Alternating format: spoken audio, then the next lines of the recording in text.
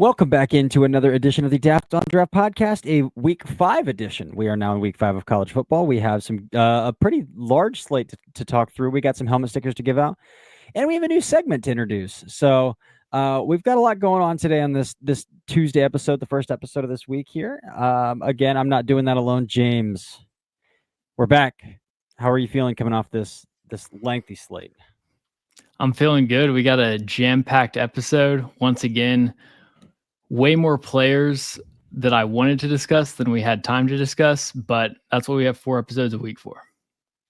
Yeah, for sure. So let's dart through this slate real fast here, and then we'll dive into some helmet stickers.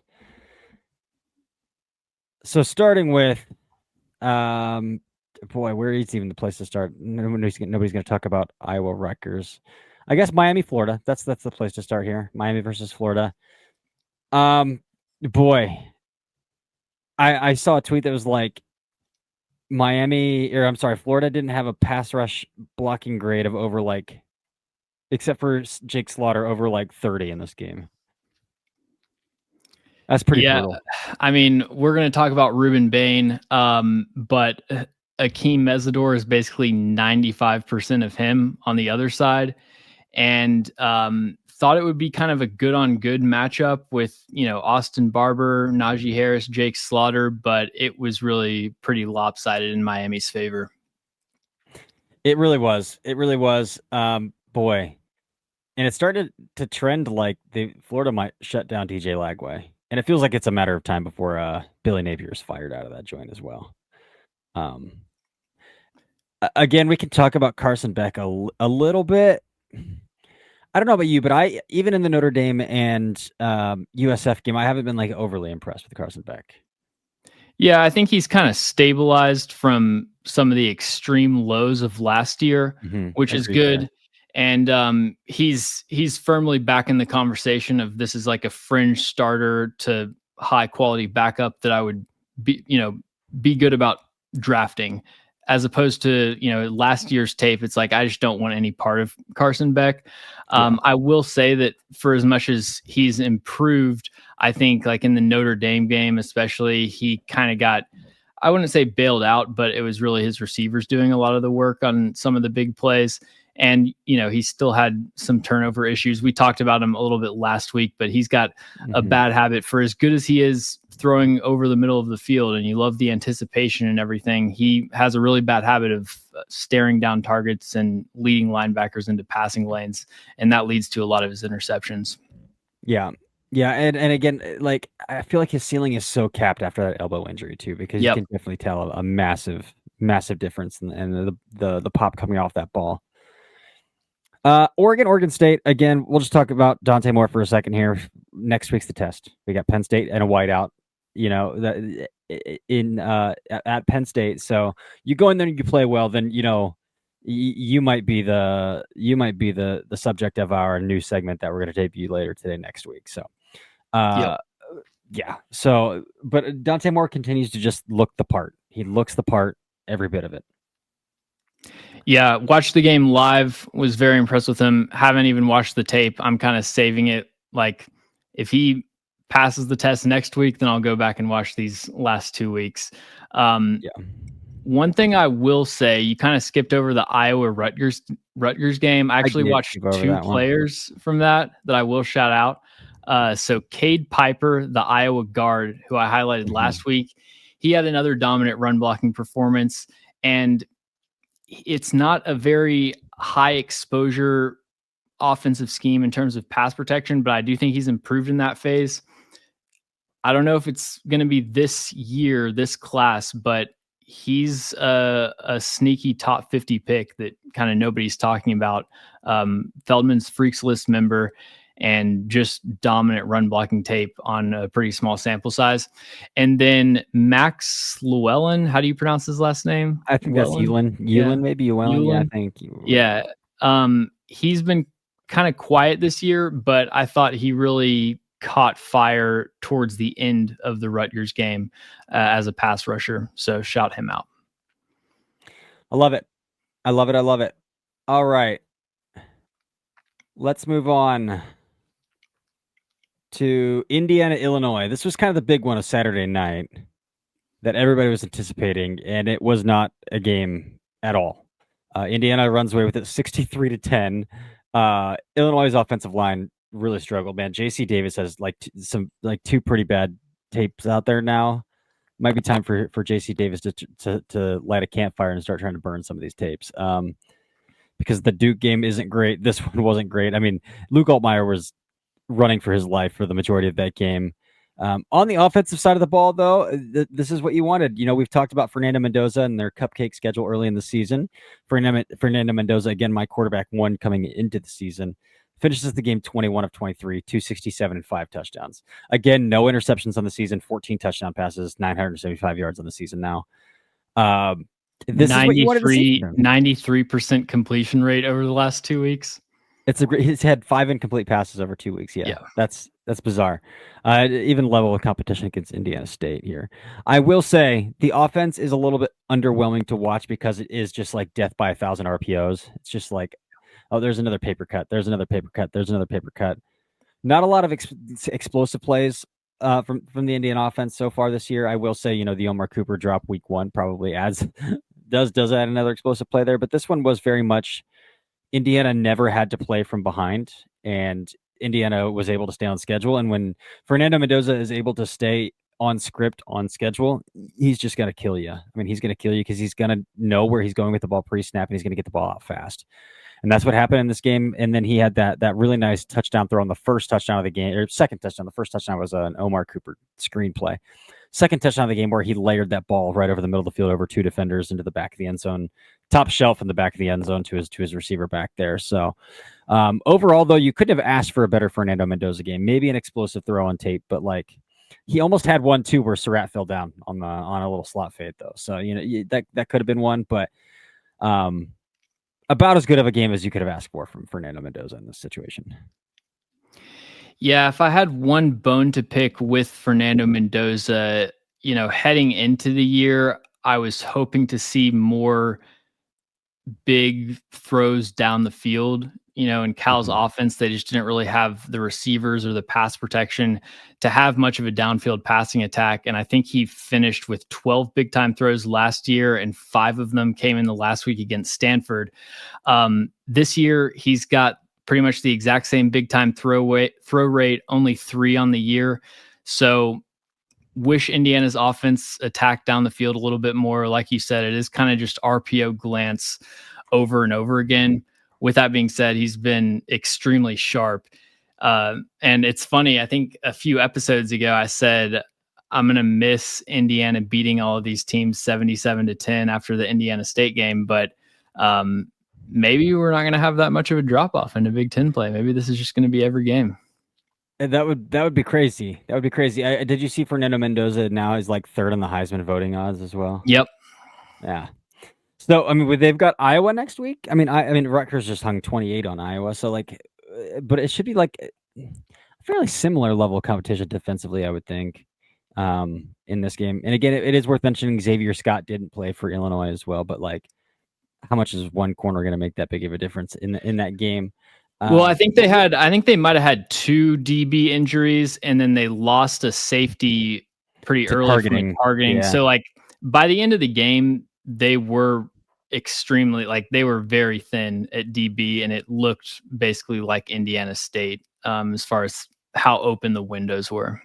Yeah. Yep. I will say, like, some of those RPOs, like the speed out RPOs, those balls are right on the money from Mendoza. Yep. Though. And those aren't easy throws to make, even if they are like 4 yards in depth, because he's throwing a lot of those opposite hash speed outs. And he's putting the ball right where it needs to be. Oklahoma, Auburn.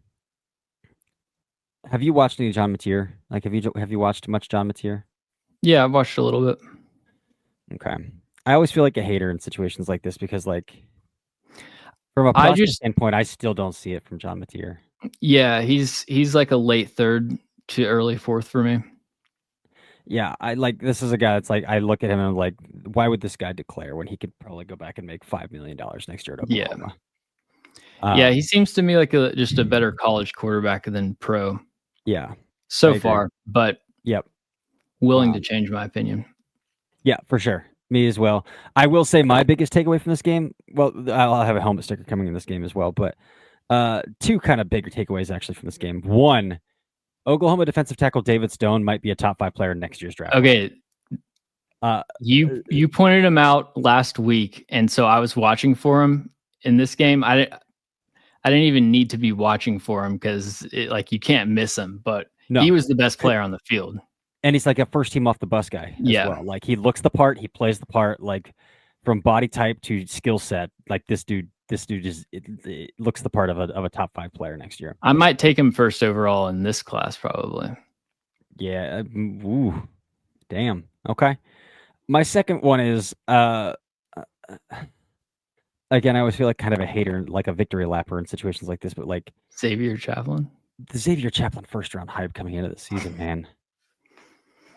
I mean, we shouted it out over the summer, like, are we sure about this? And he has not had a great season so far. He's not had a great season so far.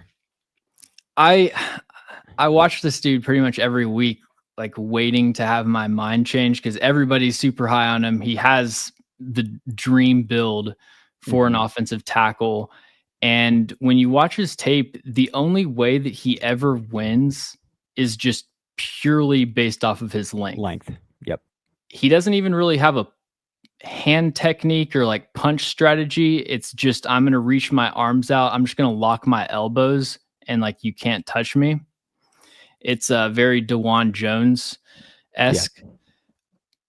And then in the run game, sometimes, again, the length, sometimes he can just stab people and like centralize his force and kind of cave them in. And then he'll get the snatch trap going sometimes. There's nothing in terms of mirror ability, like nuance, technical nuance. His lower half is he's just awful. He's a clunky mover. He misses assignments, like missed assignments all over his tape in both phases. I mean, he gave up one of those sacks to R. Mason Thomas on Saturday.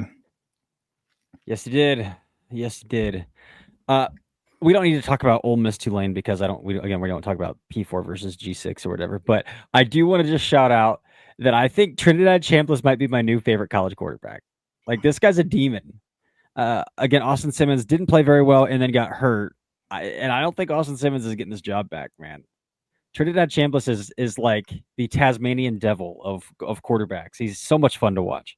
Again, he's only like 6 foot tall and 190 pounds, but he is a whirlwind of fun. Ferris State. I wish I had Ferris State tape. Yeah. Yeah.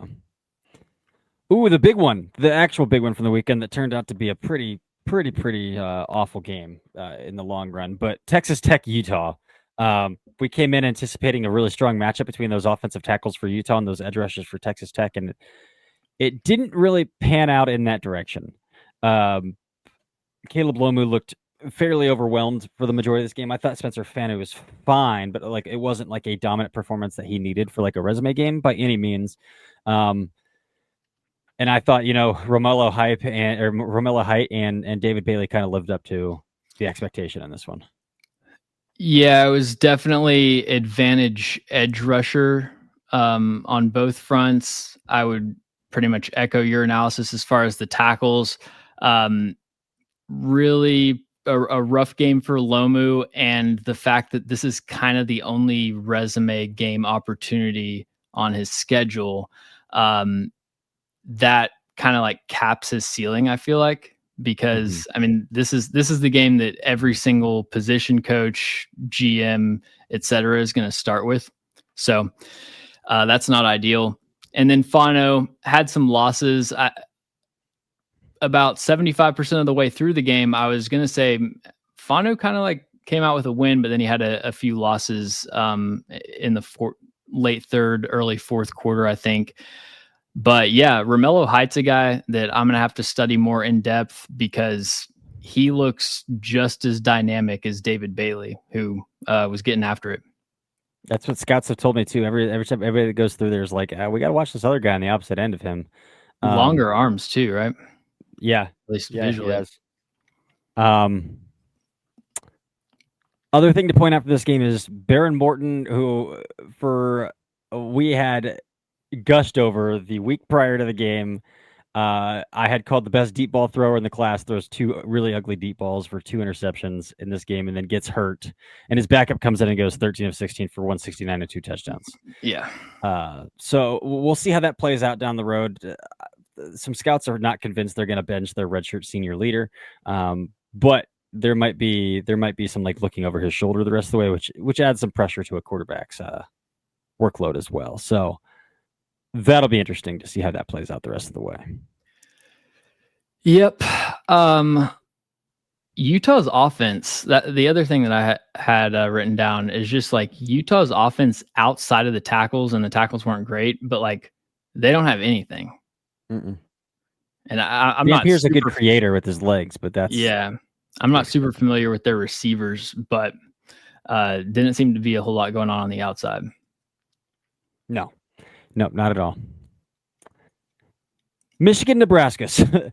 Justice Haynes is college football's funniest running back, dude. He'll go like 12 carries for like 40 yards, and then he'll break a 70-yard run. It's happened like every week. Yeah. Every single week so far, he's had like a 70-plus yard run. It's pretty ridiculous. I mean, his breakaway speed, I think, is probably behind Damon Claiborne, I would say, like best in this class. He hit over 23 and a half miles an hour on his touchdown against Nebraska. But yeah, man, it's a whole lot of nothing, and then like the best run of the week on his tape, basically. Every single week. It's so funny.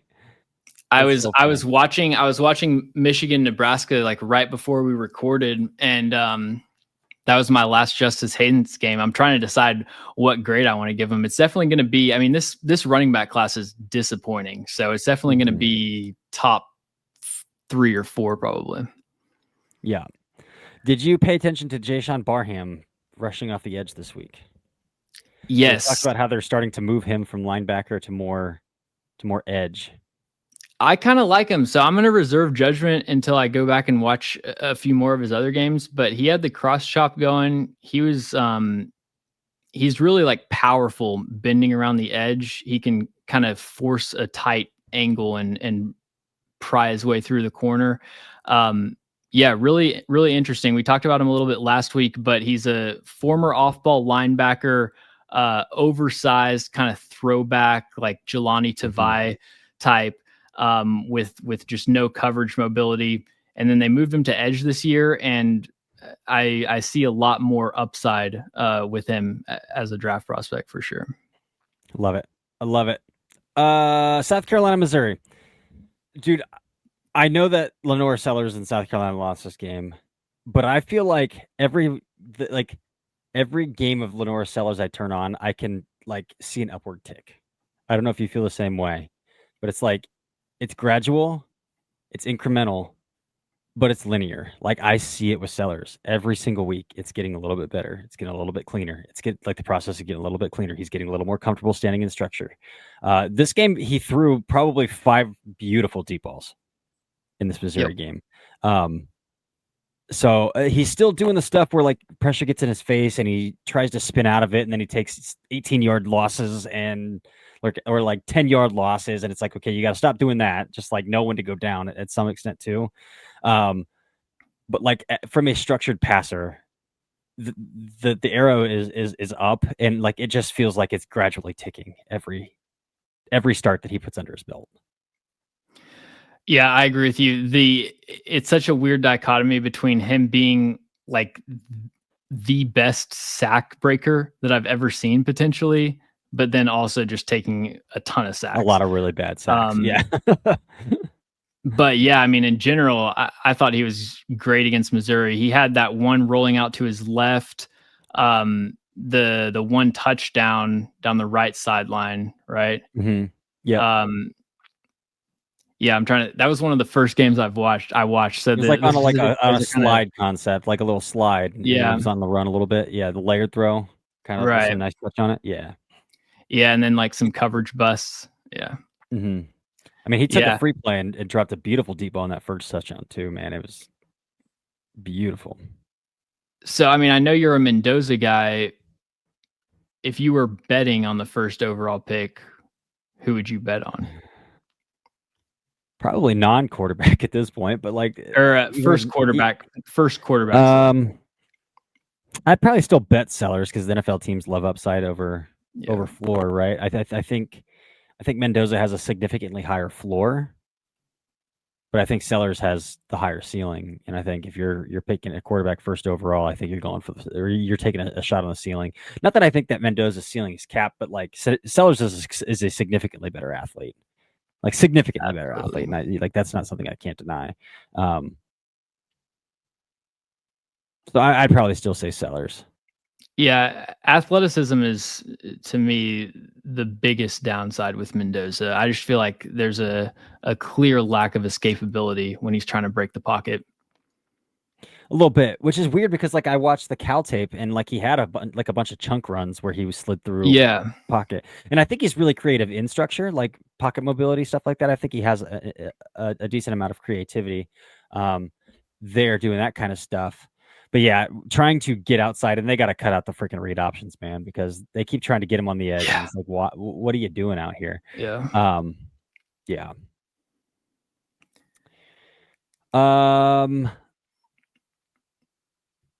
Let's go to USC Michigan State.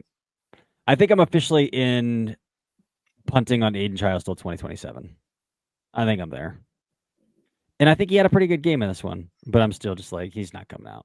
I don't see a world where he comes out this year. Yeah, I personally was not really paying that much attention to Aiden Childs just because I do kind of view him as a 2027 prospect. But did watch both sides of this game, and two USC players that I wanted to highlight. Number one is Mekhi Lemon, who is just the most consistent player in college football. I would have given him a helmet sticker, but I decided to go with somebody else just because I think I've given him two already this year. Mm-hmm. It's like, I don't know.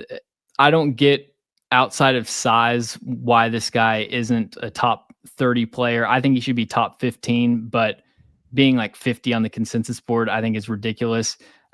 This game, he kind of showed a microcosm of just everything that makes him a great prospect. He had a touchdown on the deep post where he gets the safety to open his hips with the rocker step. You see him on like third down being able to separate on stops and comebacks. So good for a player of his size at using his hands to break contact and prevent bigger corners from slowing him down.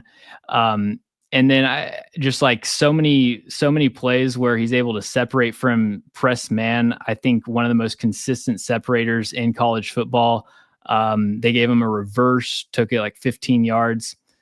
I'm a big Mekhi Lemon fan. Wide receiver 2 for me. Where do you stand on Jaden Mayava? Because I started one game and I just felt like, yeah, this is a good college quarterback, but the tools are fairly ordinary. Is he in this class? Yeah, he's a redshirt junior. Oh, really? Yeah. So I like him in transfer. Yeah. Okay. So I thought he was really good in this game. I haven't personally paid too much attention to him to like give him an evaluation. Yeah. Yeah. All right. We're winding down here on games. I mean, we got to talk a little bit about Clemson, man. Just another game where the defensive line looks ordinary. I actually thought this might have been Klubnik's best game of the season when I watched back and charted it. I thought there were a lot of drops on tape from his receivers, and I did see a lot of balls coming out on time and some nice anticipatory throws. Some also really bad throws as well. But man, what do we do with these Clemson defensive linemen at this point? It's so hard because I watched Clemson's defense, and do you want to just kind of segue this into your first helmet sticker? Yeah. Well. So I watched Clemson's defense yet again, expecting TJ Parker, Peter Woods, and Avion Terrell to have just like these awful games. And it's like, oh yeah, I'm going to, watch this tape. I'm going to lower their grade easy. I watched them and I felt like they were probably Clemson's 3 best defensive players, like 3 of their 4 best. Avion Terrell, I mean, yeah, I'll let you highlight him, but he had an outstanding game. Peter Woods and TJ Parker, I think it still is fair to be critical of them, but it's not like they're playing poor. Like, I thought Peter Woods even had a good game. I would say TJ Parker was above average, had some pass rushing wins, just, didn't come as consistently as you would want. Peter Woods, I actually thought he got more like true one-on-one pass rushing opportunities in this game, and I saw him kind of getting tied up. And so that was maybe a little bit disappointing, but in the run game, like, he still had some outstanding block shedding reps. And, if we're lowering stock on Peter Woods, I don't think it's too far. Yeah. So yeah, I'll segue into my first helmet sticker because it is Avion Terrell. The dude had 4 pass breakups in this game. For some reason, they targeted him 12 times in this game. He gave it 4 catches for 40 yards, knocked down 4 passes. Avion Terrell is a player that I came in this season lower on too. Like, I didn't see a whole lot of confidence in his eyes breaking on footballs, disguising, kind of baiting in buzz looks when he was in cover 2. I always thought, like, oh yeah, this guy can turn and run, and like the trigger and the change of direction is really fluid. So like the physical tools I never doubted. But from a cognitive standpoint, from a confidence standpoint, at a position you need like a ton of supreme confidence, I didn't see it over the summer. He looks like maybe, I mean, you're a big Mansour Delane guy, and that's totally fair. I mean, he's one of the best defensive backs in the nation this year. Just like flat out one of the best defensive backs in the nation. So he's going to get my first helmet sticker. Again, I know they lost this game, and I know that Syracuse threw for 275 yards in this game, 278 yards in this game. But Avion Terrell was terrific. Yeah, I mean, that was one of the 2 or 3 best DB performances of the year. I'm glad you highlighted him. He would have been one of my helmet stickers if you didn't pick him. I'm going to stick on the defensive backfield and talk about somebody that I mentioned last week, San Diego State cornerback Chris Johnson. So I highlighted this player over the summer as somebody that I thought could be one of the 2 or 3 top group of 5 players selected. I think Emmanuel McNeil-Warren probably has the top spot locked up at this point. But to me, Chris Johnson is firmly in that race. 6 foot, 195, coming off a game against Cal in week 4, targeted 4 times, gave up 2 receptions for 59 yards, but he had a pick 6, a pass breakup, 3 stop tackles. This is somebody with, I think it's fair to say, elite speed. And you see that on his pick 6 when he really strides out. It was a great play where he kind of baited the route, got Cal's quarterback to loft one up in the red zone, took it to the house, does a great job of shedding blocks, defending screens, really sticky in man coverage. He can run vertically. He can stick with breaks horizontally. I think top 75 is probably where I would project him at this point because he's having a really strong year, a pass breakup in every single game, and then also a core special teamer. So brings a lot to the table, and I think a lot of NFL teams are going to covet his skill set highly. I love it. I still need to dive into his tape for sure. Got to. Yeah, I'll stick to the defensive side of the ball. Why not? So our Mason Thomas got ejected for targeting last week and only played a half of football in this Auburn-Oklahoma game and finished the game with 2 sacks, including the game-sealing sack in the end zone for the safety, where apparently he called his shot as well. He told the other defensive lineman, let me get him, and then he went out and he did. I thought the first sack against Xavier Chaplin was Jackson Arnold holding the ball way too long, but at the same time, he still cooked Xavier Chaplin and got around the edge there. The dude's really explosive. I think we have to talk about kind of a cap on his draft stock as well because he's got 31 inch arms and he is kind of a DPR. But like, you can be a really good one-trick pony at the NFL level if your one trick is exceptional. And our Mason Thomas is kind of sliding himself into that category of being a truly dominant DPR.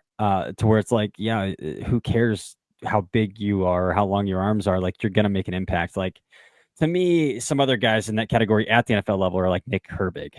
Like Nick Herbig, I was a huge fan of, but he was really undersized. But guess what? And he's a DPR at the NFL level. But guess what? He's a really good DPR at the NFL level.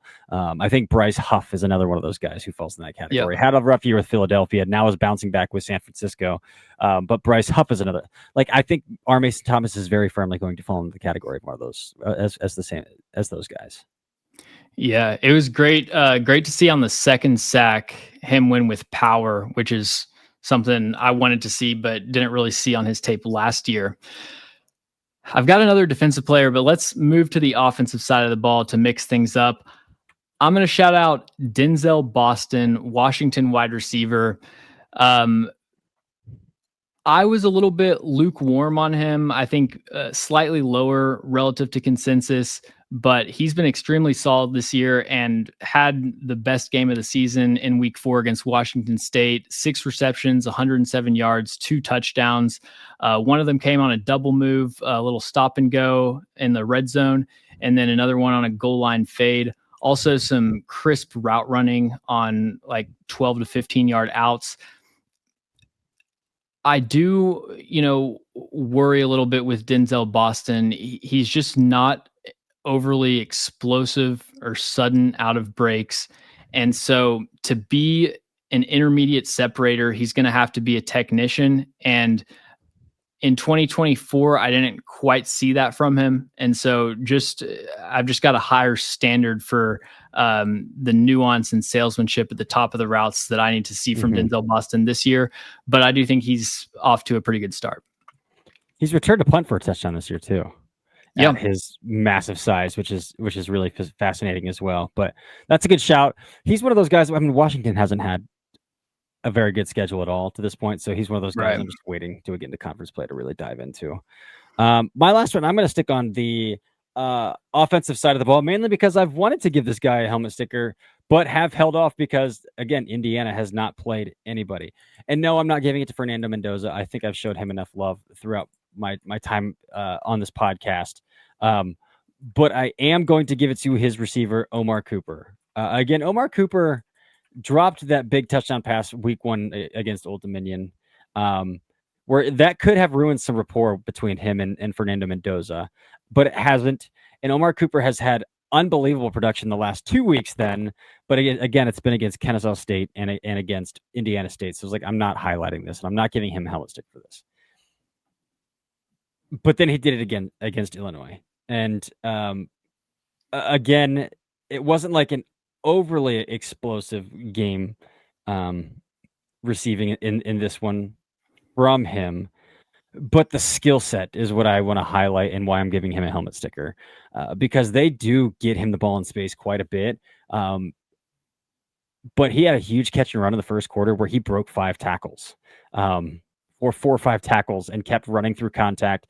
And then the very next play, they throw him an RPO like screen to the boundary. And again, he breaks 2 tackles and fights his way into the end zone.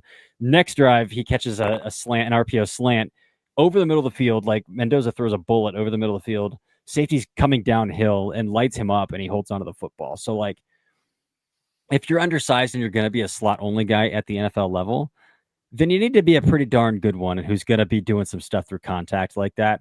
And Omar Cooper is putting it on tape. He's putting it on tape. So as we get deeper into conference play, I'm going to continue to look out for that. But what he did against Illinois after blowing up 2 different opponents of lower competition, it's like, yeah, this guy might be the real deal. Again, finished this game with 6 catches for 78 yards and a touchdown. And Surratt, I know, had 992 and 2, but just the way that Cooper produced for Indiana in a very dirty role is going to earn my respect. So Omar Cooper gets a helmet sticker here. Yep, he's been really impressive this year. All right, my final helmet sticker is going to be edge rusher Zion Young out of Missouri. I watched Zion Young over the summer, and I kind of saw a prototypical early down run defender with just not much juice as a pass rusher. And gave him like a 5th round grade. He's 6'5", listed at 262 pounds, 80.5-inch wingspan. That's 51st percentile. He has, I wouldn't say built in a lab, but NFL pro ready size. And I really just wanted to see some juice rushing the passer this year. Against South Carolina, he had 9 pressures and a sack, along with 4 stop tackles. He's up to 2 sacks on the year. The other one came against Kansas. I have watched both of those games, and both of his sacks were unblocked, but a lot of his pressures were high quality and show that he's kind of, building his move set. His long arm and bull rush is just a lot more potent this year. He won with a spin move lined up over a guard in the South Carolina game, and just kind of showing a diverse move set and the ability to crush the pocket, and then a really, really sound run defender as well, like he always has been. So it's kind of like a lesser version of Michael Williams to me. I think he maybe has less enticing measurables, but somebody that you're just waiting to kind of take that next step as a pass rusher, and it's looking like he has so far. Yeah, I'm right there with you. When I turned on Zion's tape this summer, I was like, this is a really high motor player, and I see the appeal, but like I don't see like a high end trait. So as he gets into SEC play, man, again, we're already in SEC play, but South Carolina's offensive line is not an ideal one. But once we get back into SEC play, I'm excited to see what he can do. I know some scouts are really, really high on him. Came into the summer with some pretty high grades. All right, so this brings us to our new segment here, and we're going to call it Call the Family. James, and I will let you describe it because this is your wonderful idea. Yeah, so Call the Family is a segment. I got to shout out Kyron Samuels on Twitter. He uses this phrase all the time, and I think it's so funny. But perfect name for a segment, Call the Family. And this is to highlight a player who's either coming off of a performance where they proved themselves against great competition, or maybe it's been a couple games and it's time to just kind of stamp them as top 5, first round, whatever the take is. This is a segment to just highlight a player's arrival. And the first winner of the Call the Family award or segment is going to be Rueben Bain Jr., Miami edge rusher, somebody that we have talked about extensively, but he's just been so dominant this year. I think we've got to have a full conversation about Rueben Bain Jr. Yeah, it feels like a weekly segment at this point.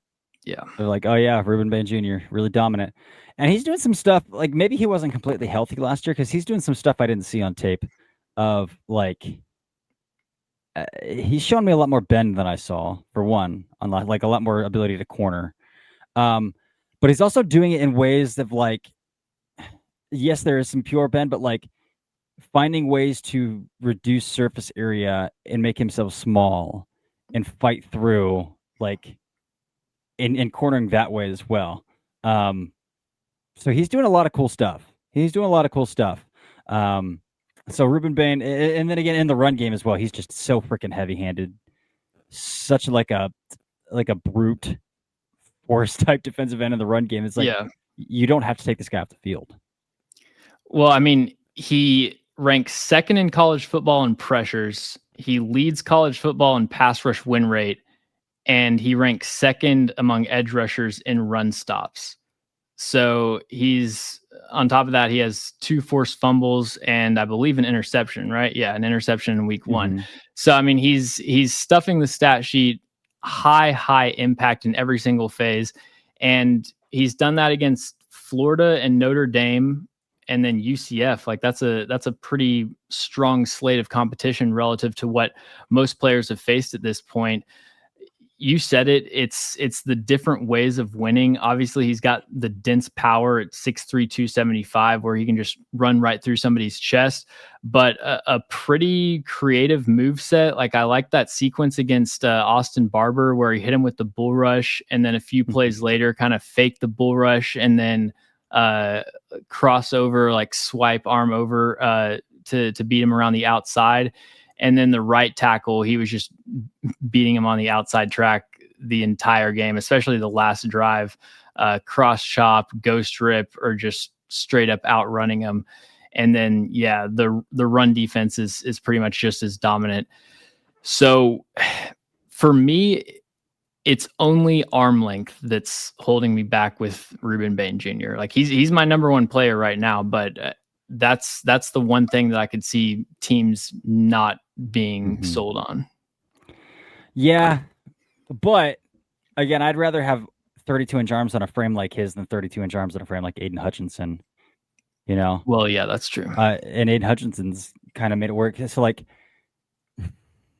yes, it impacts the ability to corner and take advantage of some distance between you and a pass rusher. But, like, man, his whole frame is so condensed. I'm just kind of okay with it a little bit, I think. Yeah. Yeah. Do you have a good comp for him? He's a weird one. Yeah. So my comp was, so I had 3 comps: Tamba Hali, Vinny Curry, and Shaq Lawson. Interesting. Okay. I can get down with all of those. 2 out of the 3 of them are very good football. We're very good football players as well at the NFL level. So, yeah. Interesting. Yeah, I like it. Yeah, just kind of like sawed off, but you know, majors in power, but has surprising bend, you know, and can really threaten the outside track. Yeah. Yeah. Cool. All right. Well, that's a week 4 recap from us. Some helmet stickers. Call the family. Yep. We covered a lot of ground there. So, if you're loving the content, give us reviews on Apple, Spotify. Give us subs on YouTube. Comment. We'll respond. Yeah, man, I'm having a lot of fun here. College football's back. It's been a blast so far, and we're only going to get better matchups from here on out. So, until next time, this has been an episode of the Daft on Draft podcast.